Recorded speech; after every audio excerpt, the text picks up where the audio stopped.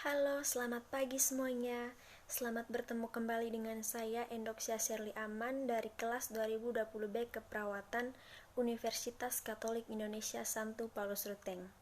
Pada kesempatan kali ini saya akan membawakan sedikit materi tentang ekologi dan lingkungan serta populasi dan komunitas.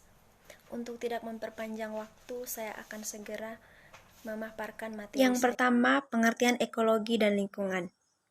Ekologi adalah pengkajian organisme-organisme atau kelompok-kelompok organisme terhadap lingkungannya, atau ilmu hubungan timbal balik antara satu dengan yang lain.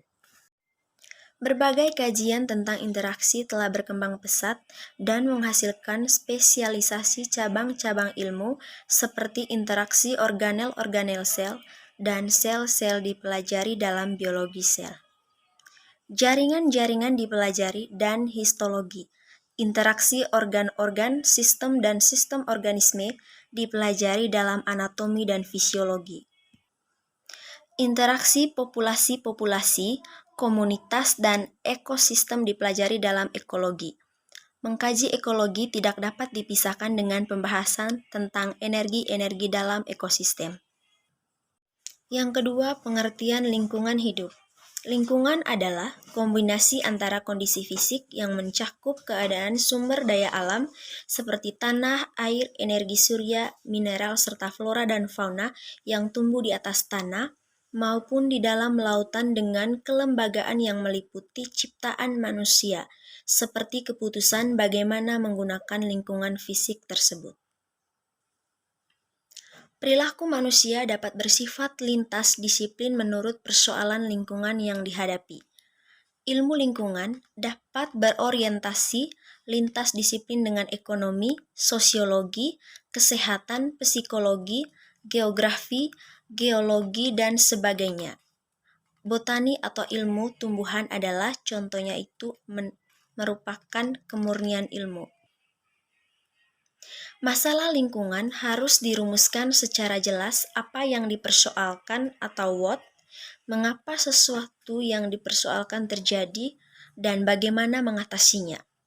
Dalam mengatasi suatu masalah lingkungan, perlu dicermati sebab akibatnya, sehingga pengelolaan lingkungan perlu didasarkan dengan tindakan preventif sebelum menggapai tindakan represif atau kuratif. Walaupun kegagalan tindakan preventif akhirnya memerlukan tindakan kuratif, makna hidup adalah kesehatan. Jadi mengupayakan kesehatan adalah tindakan preventif. Kalau terpaksa tidak sehat perlu diatasi secara represif atau kuratif atau pengobatan. Yang berikutnya ciri-ciri pengkajian lingkungan. Yang pertama, rumusan masalah yang jelas apa, mengapa, dan bagaimana mengatasinya. Yang kedua, bagaimana mengatasi masalah lingkungan. Dan yang ketiga, pengelolaan ditujuan pada perilaku dan perbuatan yang bertanggung jawab. Yang keempat, lingkungan manusia. Pengelolaan lingkungan ditunjukkan kepada perilaku dan pembuatan yang ramah lingkungan dalam semua sektor tindakan. Jadi, istilah lingkungan tidak boleh diobral sehingga maknanya menjadi kabur atau bahkan hilang artinya. Teknologi harus ramah lingkungan, jadi tidak perlu ada teknologi lingkungan atau teknik lingkungan karena teknologi atau teknik itu sudah harus ramah lingkungannya. Jadi, tidak ada teknologi, tidak ada lingkungan. Demikian pula dengan kesehatan lingkungan. Cukup kesehatan saja tanpa tambahan lingkungan. Perilaku ekonomi itu juga ramah lingkungannya. Artinya hemat sumber daya, tenaga, pikiran, materi, dan waktu dengan makna atau hasil kegiatan yang optimal. Jadi sebenarnya tidak perlu menggunakan istilah ekonomi lingkungan karena ekonomi sendiri sudah harus ramah lingkungan.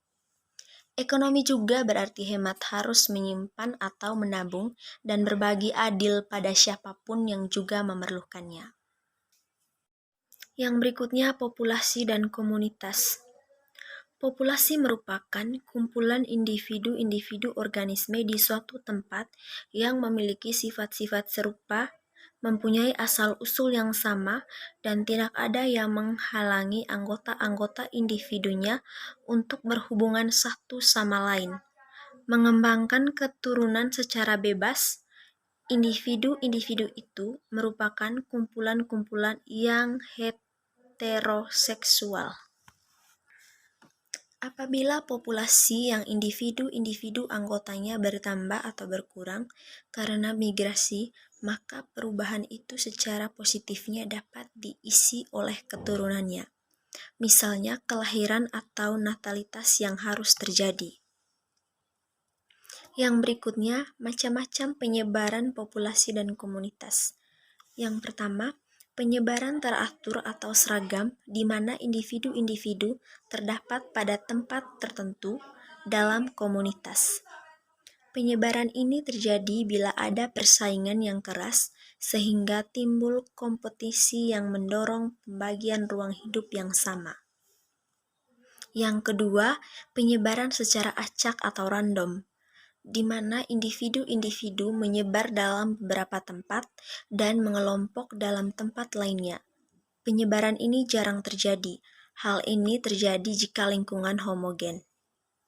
Yang ketiga, penyebaran berkelompok atau berumpun, di mana individu-individu selalu ada dalam kelompok-kelompok dan sangat jarang terlihat sendiri secara terpisah. Pola ini umumnya dijumpai di alam karena adanya kebutuhan akan faktor lingkungan yang sama. Populasi cenderung diatur oleh komponen-komponen fisik seperti cuaca, arus air, faktor kimia yang membatasi pencemaran, dan sebagainya.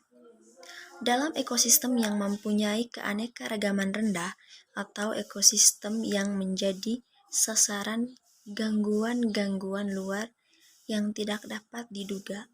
Sedangkan dalam ekosistem yang mempunyai keanekaragaman tinggi, populasi cenderung dikendalikan secara biologi dan seleksi alam. Beberapa bentuk interaksi antar spesies dalam satu komunitas meliputi: yang pertama, kompetisi. Kompetisi adalah bentuk interaksi dua makhluk hidup yang mengakibatkan kedua makhluk hidup tersebut mengalami kerugian.